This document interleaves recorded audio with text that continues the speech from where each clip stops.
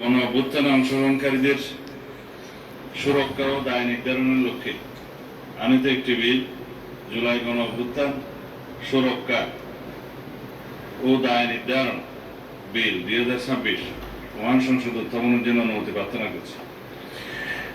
সদস্যবৃন্দ উত্থাপনের আপত্তি জানিয়েছেন হাসনাত আব্দুল্লাহ, কুমিল্লা 4। আপনি আপত্তি ব্যাখ্যা করতে পারেন। ধন্যবাদ মাননীয় স্পিকার। আজকে যেই বিলটি উত্থাপন হয়েছে জুলাই গণ অভ্যুত্থানে অংশগ্রহণকারীদের সুরক্ষা ও দায় নির্ধারণের লক্ষ্যে যে বিলটা আনা হয়েছে, সেই বিলে যদি আমরা দেখি এখানে কমিশন বলতে জাতীয় মানবাধিকার কমিশনকে বোঝানো হয়েছে এবং এখানে 2 ঘতে সংজ্ঞার মধ্যে আমরা যদি দেখি বিশৃঙ্খল পরিস্থিতির অপরাধমূলক অপব্যবহার, এটার ব্যাখ্যাটা দেওয়া হয়েছে রাজনৈতিক প্রতিরোধের পরিবর্তে সংকীর্ণ ও ব্যক্তিগত স্বার্থে সংঘটিত যে হত্যাকাণ্ডগুলো হয়েছে এটাকে একভাবে দেখা হবে। আর আরেকটা হচ্ছে গণতান্ত্রিক ব্যবস্থা পুনরুদ্ধারের উদ্দেশ্য যেই কার্যাবলীগুলো সংগঠিত হয়েছে সেটাকে একভাবে দেখা হবে। মাননীয় স্পিকার, প্রবলেমের জায়গাটা সেটা হচ্ছে সংকীর্ণ ও ব্যক্তিগত স্বার্থে যে ধরনের সংগঠিত হত্যাকাণ্ড হয়েছে সেটাকে কে ডিফাইন করবে? সেটাকে কিন্তু ডিফাইন করবে এই আইন অনুযায়ী জাতীয় মানবাধিকার কমিশন, অর্থাৎ এই ইনডেমনিটিটা জাতীয় মানবাধিকার কমিশনের উপরে নির্ভর করবে। এবার এই জাতীয় মানবাধিকার কমিশনের যে অধ্যাদেশ সেটা কিন্তু ইতিমধ্যে ল্যাপস করে দেওয়ার প্রস্তাব দেওয়া হয়েছে। এখন এই জাতীয় মানবাধিকার কমিশনটা এটা যে 2009 সালের অনুযায়ী যদি চলে তাহলে সেটা কিন্তু পুরোপুরি সরকার নিয়ন্ত্রিত একটা মানবাধিকার কমিশন।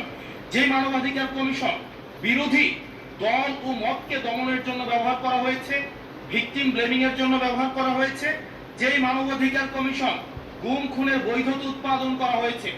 মাননীয় স্পিকার, এই মানবাধিকার কমিশনকে যদি আমরা মন্ত্রণালয়ের অধীনে রাখি এবং ওই মানবাধিকার কমিশনের মধ্য দিয়েই যদি আমরা জুলাই গণ অভ্যুত্থানের এই কার্যক্রমগুলোকে বিচারের এবং নিরীক্ষণের দায়িত্ব দেওয়া হয়, সেক্ষেত্রে এই নিরীক্ষণ কিন্তু প্রশ্নবিদ্ধ হবে। এছাড়াও আমরা যদি দেখি সাংবিধানিক প্রতিষ্ঠানগুলোকে যেভাবে নগ্নভাবে দলীয়করণ করা হচ্ছে, ইতিমধ্যে বাংলাদেশ ব্যাংকে যেভাবে দখল করা হয়েছে, যেভাবে বিসিবিকে যেভাবে এখন আর বাংলাদেশ ক্রিকেট বোর্ড এটা নাই, এটা হয়ে গেছে হচ্ছে বাপের দোয়া ক্রিকেট বোর্ডে পরিণত হয়েছে, যেভাবে দখল করা হয়েছে বাপের দোয়া ক্রিকেট বোর্ড।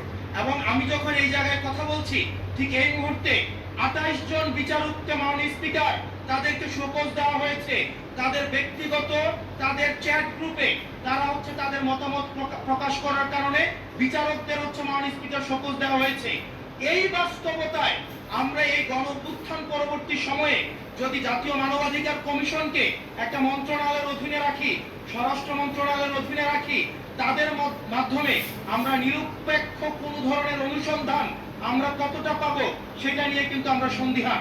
সেই জায়গা থেকে এই বিলটিকে যদি আমরা বাস্তবায়ন করতে চাই, এটাকে যদি আমরা ফাংশনাল করতে চাই, শুধুমাত্র অর্নামেন্টাল না, যদি আমরা ফাংশনাল করতে চাই তাহলে জাতীয় মানবাধিকার কমিশনকে অবশ্যই সেটাকে অটোনমাস করতে হবে। আমার সামনে যারা আছেন আমরা হয়তো আমাদের থেকে এখানে প্রত্যেকটা সদস্য নির্যাতন, নিপীড়ন এবং তাদের যে পলিটিক্যাল রিপ্রেশনের মাত্রা শত সহস্র গুণ বেশি। আমরা তাদের কাছে প্রত্যাশা করেছিলাম এই জাতীয় মানবাধিকার কমিশনকে তারা একটা স্বতন্ত্র বডিতে নিয়ে যাবে, অথচ আমরা দেখলাম যারা সবচেয়ে বেশি নির্যাতিত হয়েছে, নিপীড়িত হয়েছে, তারা এটাকে একটা মন্ত্রণালয়ের অধীনে রাখতে চাচ্ছে এই অজুহাতে যে জাতীয় মানবাধিকার কমিশন যদি অটোনমাস হয়ে যায় তাহলে সেটাকে হচ্ছে এটার জবাবদিহিতা কিভাবে নিশ্চিত হবে।